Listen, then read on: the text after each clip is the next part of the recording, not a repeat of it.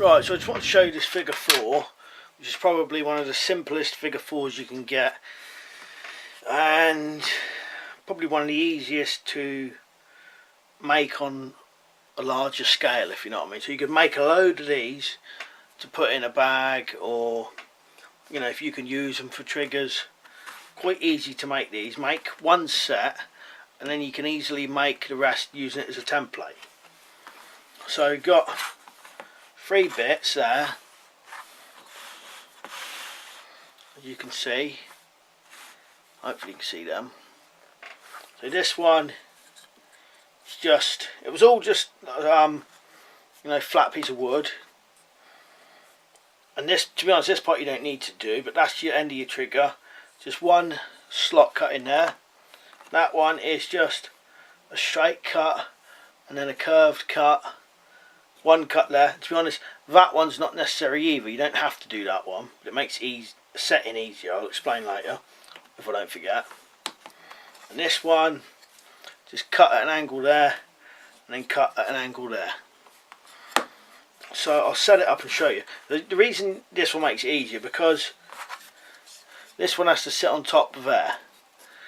And the reason I've cut it away, because if it's cut away you know exactly where to put it, because you can put it on this side and it doesn't line up with this one. So if you cut that there, you know it's got to go there. And then this one just locks in place there, and that's it. And you could shave and cut these a bit more if you want to, you know, like if you think it's holding a bit too tight, like here, you could cut a bit off, or you could cut these bits a little bit more, because it does cling good, this one, so you want maybe a little bit more shaved off. And then obviously that goes down and the track goes off. So I can tell you the measurements for it if you want, and you might be able to make some. Right, so each one is, let's have a look whether we do it in inches or not. Right, each of them are an inch thick. So starting off an inch thick, and they are all 6 inches long. Right, so on your upright one, 1/2 inch across the top. So 1/2 inch across the top, you shave it down about 1 inch down that way. And then 2 inches down, you cut this part out, which is about 1.5 inches. And it goes in, you could probably do 1/2 inch if you want to, or just under 1/2 inch. And it comes round at an angle. That could be a square cut if you want to. It doesn't have to be curved. It can just be a 2 inch, no, 1.5 inch square cut if you want. So that's your upright piece. So now for the piece that sits on top of that.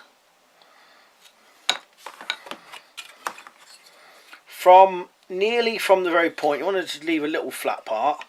You do a 1.5 inch cut across, you know, at an angle.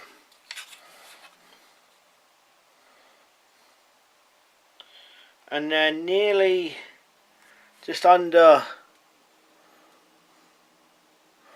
1.5 inches down, you cut this one,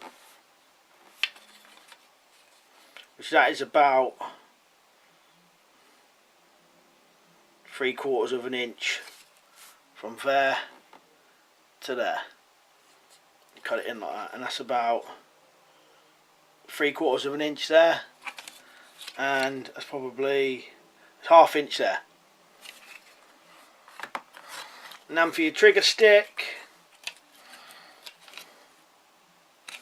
3 inches along, you want to cut that down like that, down to about 1/2 inch, or wherever you want it. From the back end, say about 1/2 inch, or just over 1/2 inch, you want to cut a 1 and a 1/4 inch across there, and the depth can be anything you want, but that's a 1/4 inch deep there, you know, if you want to replicate them. But it's a pretty good one to set up, pretty simple. All the pieces kind of just go together relatively easily.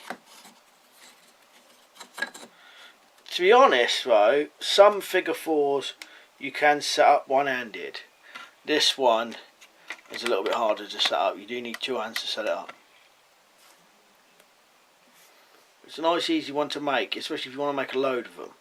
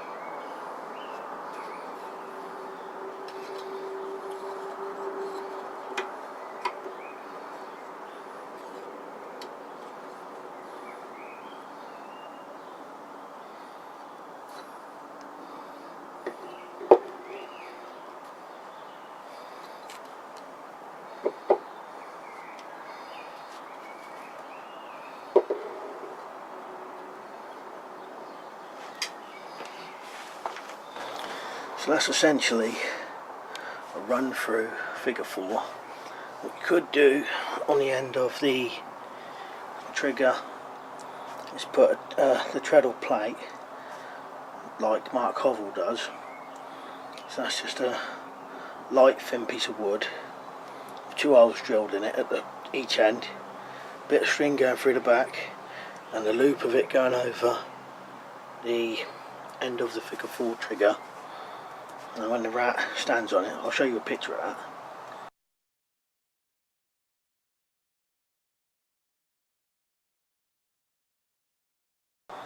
So you could do it like that as well, but you could just put bait there, and when he comes along,